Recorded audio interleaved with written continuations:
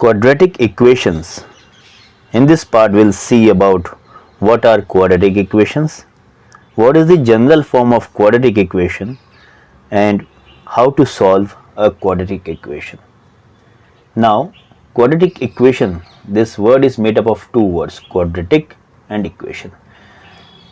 जब हमने इक्वेशंस के बारे में पढ़ना शुरू किया तो हमने देखा कि इक्वेशंस कई तरह के होते हैं, जैसे linear, quadratic,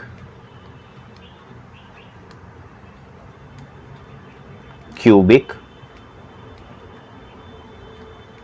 and biquadratic and so on. ये हमने देखा था जब हमने पॉलिनोमियल चैप्टर में इन इक्वेशन इन पॉलिनोमियल्स के बारे में जाना था. सो लीनियर पॉलिनोमियल, क्वाड्रेटिक पॉलिनोमियल और क्यूबिक पॉलिनोमियल, ये ऐसे पॉलिनोमियल्स के टाइप्स हैं. जैसे अगर किसी भी एक पॉलिनोमियल में जो वेरिएबल है उसका पावर है 1, तो ऐसे पॉलिनोमियल को हम कहेंगे लीनियर पॉलिनोमियल. अगर किसी पॉलिनोमियल में वेरिएबल का हाईएस्ट पावर अगर है 2, तो उसे हम कहेंगे क्वाड्रेटिक पॉलिनोमियल. और अगर किसी पॉलिनोमियल में वेरिएबल का हाईएस्ट पावर है 3, तो उसे हम कहेंगे क्यूबिक पॉलिनोमियल. इस चैप्टर में हम पॉलिनोमियल से एक स्टेज आगे यानी इक्वेशंस पढ़ने जा रहे हैं. तो ये पॉलिनोमियल इक्वेशंस कब बन जाते हैं? जब इनके आगे इक्वल साइन लग जाए और राइट हैंड साइड में कोई वैल्यू हो, तब इन्हें ही हम कहेंगे इक्वेशंस. तो इस चैप्टर में हम क्वाड्रेटिक इक्वेशंस के बारे में बात करेंगे. जैसा कि आप देख रहे हैं ax² + bx + c, this is an example of our general form of quadratic polynomial. So quadratic equations का जनरल फॉर्म क्या होगा? General form of quadratic equation,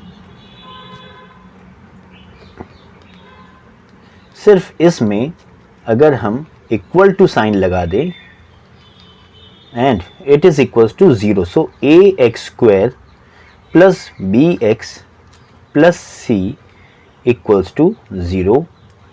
साथ में कुछ कंडीशंस भी है. कंडीशंस क्या है, ध्यान से देखिए. अगर ये c मान लीजिए 0 हो जाए तो हमारा इक्वेशन हो जाएगा ax² + bx इक्वल्स टू 0. क्या डिग्री अभी भी इस इक्वेशन की 2 है? यस, क्योंकि हाईएस्ट पावर 2 है. तो ये c अगर 0 हो भी जाता है तो ये क्वाड्रेटिक इक्वेशन ही कहलाएगा. मान लीजिए अगर ये b भी 0 हो जाता है तो bx 0 हो जाएगा, तो ax² इक्वल्स टू 0 बचेगा. तब भी ये इक्वेशन क्वाड्रेटिक ही कहलाएगा. क्यों? क्योंकि तब भी डिग्री जो है इस इक्वेशन की वो 2 ही रहेगी. पर मानो अगर ये a 0 हो जाता है, इस इक्वेशन में अगर मानो ये a 0 हो जाता है, यानी a 0 हो जाएगा तो ax² 0 हो जाएगा और हमारा इक्वेशन बचेगा bx + c इक्वल्स टू 0. अब bx + c इक्वल्स टू 0, इसमें इसकी जो हाईएस्ट पावर है वेरिएबल की वो है 1, यानी अब डिग्री क्या हो गई? 1, यानी ये हो जाएगा लीनियर इक्वेशन. ये क्या नहीं रहेगा? ये क्वाड्रेटिक इक्वेशन नहीं रहेगा. ये क्वाड्रेटिक इक्वेशन नहीं रहेगा. यानी क्वाड्रेटिक इक्वेशन के लिए जो मिनिमम कंडीशन वो क्या है कि ax² + bx + c equals to 0. इसमें a 0 नहीं होना चाहिए. सिर्फ a 0 नहीं होना चाहिए. b 0 हो सकता है, c 0 हो सकता है, पर a 0 नहीं होना चाहिए. और साथ में ये a b c क्या है? ये a b c हैं आर रियल नंबर्स.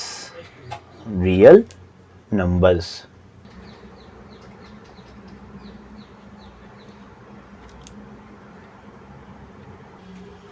सो अब तक ये क्लियर है कि क्वाड्रेटिक इक्वेशंस के पहले हमने पॉलिनोमियल्स क्यों पढ़ा, क्योंकि पॉलिनोमियल्स हमें आइडिया दे देता है कि ये कितने टाइप के पॉलिनोमियल्स होते हैं और इन्हीं में से क्वाड्रेटिक इक्वेशंस ये कैसे फॉर्म होते हैं। और इसी पॉलिनोमियल में जब इक्वल्स टू साइन लग जाता है और ज़ीरो, तो यही कहलाता है क्वाड्रेटिक इक्वेशन। और इसकी कंडीशन क्या है कि C ज़ीरो हो सकता है, B ज़ीरो हो सकता है, पर A ज़ीरो नहीं होना चाहिए। ठीक है, अब हम देखेंगे कि एक क्वाड्रेटिक इक्वेशन के सॉल्यूशन या रूट क्या होते हैं। हमारा क्वाड्रेटिक इक्वेशन है ax² + bx + c = 0। इस क्वाड्रेटिक इक्वेशन में कोई भी वैल्यू अगर हम x के बदले पुट करें और अगर ये सॉल्व करने पर =0 आता है, यानी x की कोई भी वैल्यू लेट x = सम p, और हमने अगर a × p² + b × p + c ये पुट करने पर अगर आंसर 0 आ जाए तो हम कहेंगे that is a root or solution of that quadratic equation. हर वो वैल्यू जिसको x के बदले पुट करने पर अगर ये 0 हो जाता है तो उसे हम कहते हैं रूट या solution of particular quadratic equation. अब इस क्वाड्रेटिक इक्वेशन को सॉल्व करने की कई मेथड्स होती हैं। पहले तो हमें यह समझना ज़रूरी है कि जब एक लीनियर इक्वेशन होता है, क्योंकि उसमें डिग्री 1 है, तो उसके रूट्स कितने होंगे। लीनियर है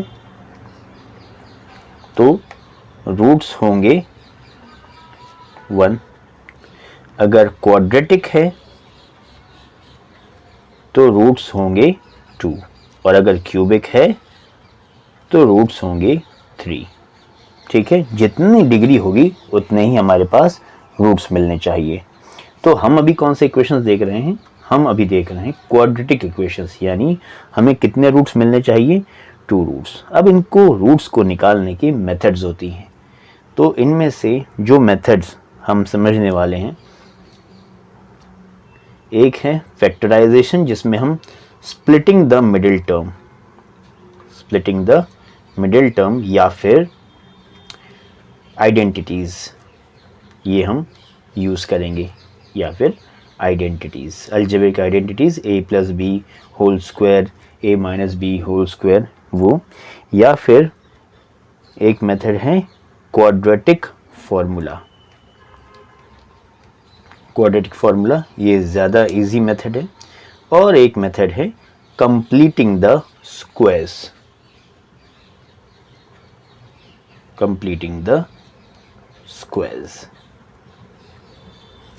सो बारी बारी से हम तीनों मेथड समझेंगे। ठीक है, एक बार रिवीजन कर लेते हैं। क्वाड्रेटिक फार्मूला का जनरल फॉर्म है ax² + bx + c = 0। =0 ध्यान रखना है, नहीं तो ये पॉलिनोमियल हो जाएगा। दूसरा, क्योंकि क्वाड्रेटिक है इसलिए इसके कितने रूट्स होंगे या सॉल्यूशन 2, और इन सॉल्यूशंस को निकालने की मेथड क्या है, स्प्लिटिंग द मिडिल टर्म या आइडेंटिटीज, या फिर क्वाड्रेटिक फार्मूला, और या फिर कंप्लीटिंग द स्क्वायर्स। ठीक है, तो इतना ही आज देखेंगे। नेक्स्ट पार्ट में हम देखेंगे कि इन क्वाड्रेटिक इक्वेशंस के रूट्स को हम इन मेथड से कैसे फाइंड करते हैं। ठीक है, टेक केयर।